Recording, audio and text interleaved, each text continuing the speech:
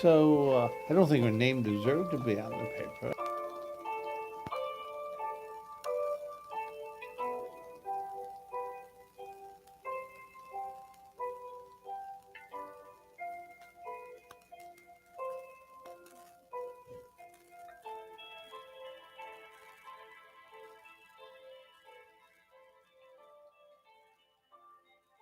Born in 1920, Rosalind Franklin grew up during a time when education was not considered a priority for women, and science was under-researched in her childhood.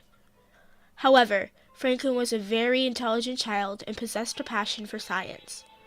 Yet, there were few opportunities for women in the science category, and because of this, her father did not want her to pursue this field. Going against her father's wishes, she made the bold decision at 16 to attend St. Paul's Girls' School in London, England, which at the time was the only schools that taught physics and chemistry to girls. Wanting to continue her education, Rosalind Franklin attended Newnham College, located in Cambridge, England. She received her PhD in physical chemistry from Cambridge University in 1945. Despite having to fight against gender stereotypes in science, Franklin received an excellent education. Franklin was offered a 3-year work scholarship to London's King's College beginning in 1951. When Franklin first arrived at King's College, Maurice Wilkins, a research colleague, was away on vacation. When he returned, he automatically assumed she was his assistant because she was a woman. This assumption instigated a rocky research partnership between the two, which did not improve. While at King's College, Franklin set up and improved the college's X-ray crystallography unit. These units were used typically to view the location of atoms within crystals. Franklin used the unit to examine the structure of DNA.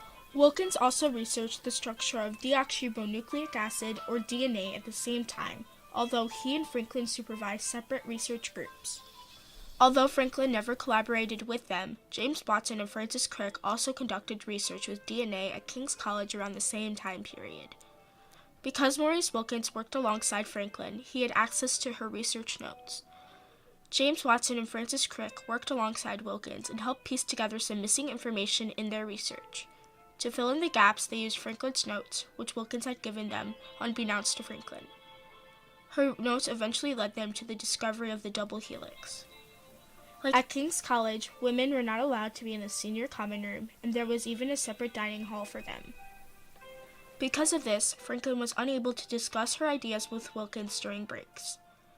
Wilkins, Watson, and Crick went to male-only bars after they finished work, so Franklin could not talk with them outside work hours. Before they discovered the double helix, Franklin pointed out inconsistencies with Wilkins' research, namely his theory that DNA fibers had 3 helixes, not the 2 that she later discovered. Working with the X-rays, Franklin took 2 clear images of DNA which showed the basic dimensions of it, and it was one of these, number 51, that clearly showed the structure of DNA that is used throughout DNA research today. Franklin's discovery bonded together years of research into DNA. Scientists have been searching for the structure of DNA since the 1850s. Amazed by her work, Professor J.D. Burnell of Birkbeck College declared her images a triumph and stated that the images were the most beautiful X-ray photographs of any substance ever taken. Franklin's X-ray images confirmed what had only been theories from Watson, Crick, and Wilkins.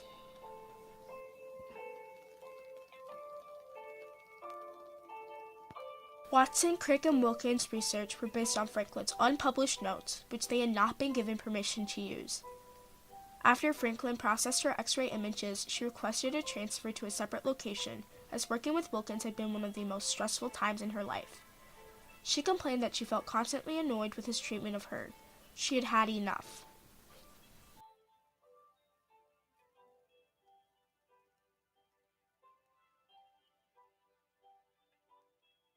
Franklin relocated to Birkbeck College, where she documented her work. However, her photographs remained at King's College. In February 1953, James Watson, Francis Crick, and Maurice Wilkins read her report. Using predominantly her work, they completed the model of the double helix which we are familiar with today. In 1953, both Wilkins and Franklin published separate papers in the same Nature edition, claiming the double helix was their idea. Tragically, in 1956, Rosalind Franklin was diagnosed with ovarian cancer. It is believed that her research and work with X-ray crystallography required her spending too much time exposed to radiation, and that was the cause of her cancer. She continued working on topics that she was interested in, like tobacco mosaic virus, an infection that affects many plants, until her illness made it too difficult to work anymore. Franklin passed away on April 16, 1958, at the age of 37. Shortly after her death, scientists verified her notes as being correct, making her images the first to show the structure of DNA. 4 years after her death, the Nobel Peace Prize for Sociology or Medicine was given to James Watson, Francis Crick, and Maurice Wilkins for solving the structure of DNA. There had been many reasons that Franklin should have received the prize, but due to certain rules regarding the Nobel Peace Prize, she was unable to. One of the rules states that no more than 3 people are eligible to win a prize in the same category. Because Watson, Crick, and Wilkins won it, she could not. Another rule states that prizes are not awarded posthumously. In 1968, James Watson published a book called The Double Helix, which examines the structure of DNA and discusses how and when Wilkins, Crick, and Hayes identified it. Franklin was mentioned a few times in the book and referred to as Rosie.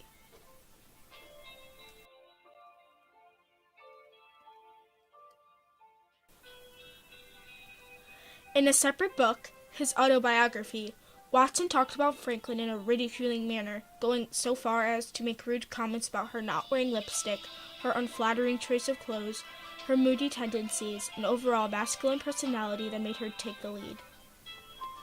Despite being tragically overlooked by the science community, Franklin was honored in other ways.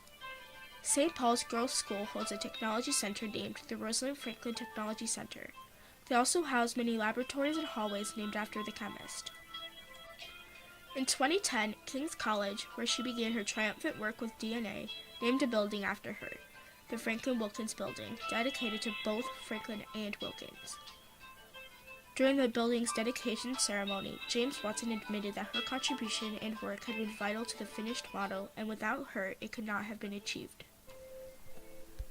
Rosalind Franklin's research notes have been utilized in many ways in modern science and served as the foundation for many discoveries regarding DNA and biology. Today, her research forms the basis of modern biotechnology, which explains the creation of things from organisms, such as molecules, cells, tissues, and organs.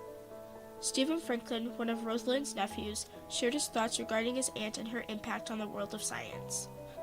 I always knew that she worked on DNA, but was unaware just how highly her work was regarded within her profession until I was on a ski holiday.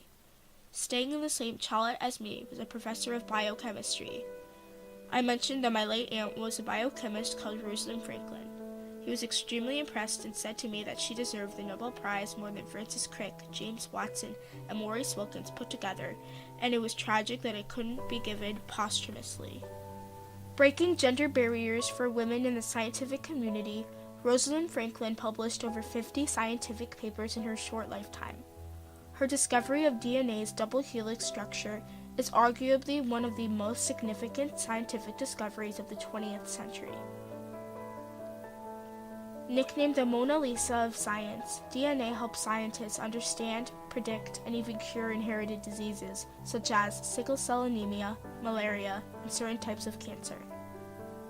It also aids law enforcement with crime scenes and doctors with paternal tests. Tragically, most of Franklin's unpublished work was used without her knowledge or consent, and as a result, she did not receive the accolades and respect she deserved for changing the course of science today. Between 1951 and 1953, chemist Rosalind Franklin experienced a series of triumphs, leading her to the discovery of the double helix, the basic structure of DNA. Jealous of her work and success, James Watson, Francis Crick, and Maurice Wilkins stole her work and published it as their own. Tragically, Rosalind Franklin never received the recognition she deserved for her contributions to the discovery of DNA's double helix.